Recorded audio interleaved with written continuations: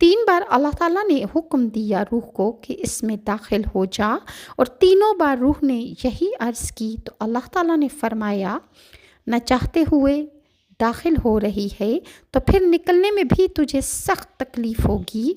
यही वजह है कि जब इंसान के जिस्म से रूह निकलती है तो इंसान को सख्त तकलीफ़ होती है। इसका ज़िक्र तफ़सीर रूहुल बयान में भी है। लिहाजा सबसे पहले रूह सर मुबारक में दाखिल हुई तो हज़रत आदम अलैहिस्सलाम को छींक आई। अल्लाह ताला ने आपके दिल में अल्हम्दुलिल्लाह कहने का इल्हाम फरमा दिया तो हज़रत आदम अलैहिस्सलाम ने अल्हम्दुलिल्लाह पढ़ा। इसी पर ख़ुद अल्लाह ताला ने यरहमुकल्लाह फरमाया। जब रूह कमर शरीफ तक पहुँची तो आप हज़रत आदम अलैहिस्सलाम ने उठना चाहा मगर नीचे तशरीफ़ ले आए क्योंकि नीचे के हिस्से तक अभी रूह नहीं पहुँची थी। जब तमाम जिस्म में रूह पहुँची तो अल्लाह ताला ने आपको इरशाद फरमाया, ए आदम मैं कौन हूँ? हज़रत आदम अलैहिस्सलाम ने इरशाद फरमाया कि तू अल्लाह है, तेरे सिवा कोई इबादत के लायक नहीं।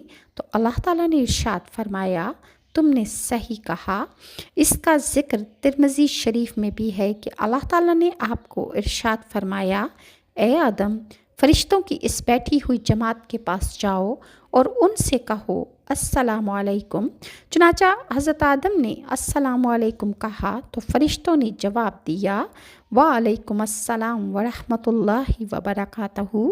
फिर हज़रत आदम अलैहिस्सलाम अल्लाह पाक की बारगाह में वापस हाज़िर हुए तो अल्लाह ने इरशाद फरमाया ये तुम्हारा और तुम्हारी औलाद का आपस में सलाम है। इस हदीस को तिरमिज़ी ने भी बयान फरमाया है और हज़रत इमाम ज़ैनुल आबिदीन से रिवायत करते हैं कि रसूलुल्लाह सल्लल्लाहु अलैहि वसल्लम ने इरशाद फरमाया अल्लाह पाक ने अपने फ़ज़ल व करम से इब्ने आदम यानी इंसान की आँखों में नमकीनी रखी क्योंकि ये दोनों चर्बी के टुकड़े हैं और अगर ऐसा ना होता तो ये पिघल जाते। अल्लाह पाक ने इब्ने आदम पर मेहरबानी करते हुए इसके कानों में कड़वाहट रखी जो कीड़े मकोड़ों के लिए रुकावट है, क्योंकि अगर कोई कीड़ा इंसान के कान में दाखिल हो जाए तो दिमाग तक पहुंच सकता है, लेकिन जब कड़वाहट चखता है तो बाहर निकल भागता है। अल्लाह पाक ने अपनी रहमत से इब्ने आदम के नाक के सुराखों में हरारत यानी गरमाइश रखी जिससे वो बू सूंघता है, और अगर ये ना होता तो दिमाग बदबूदार हो जाए। अल्लाह पाक ने इब्ने आदम पर फ़ज़ल व एहसान करते हुए इसके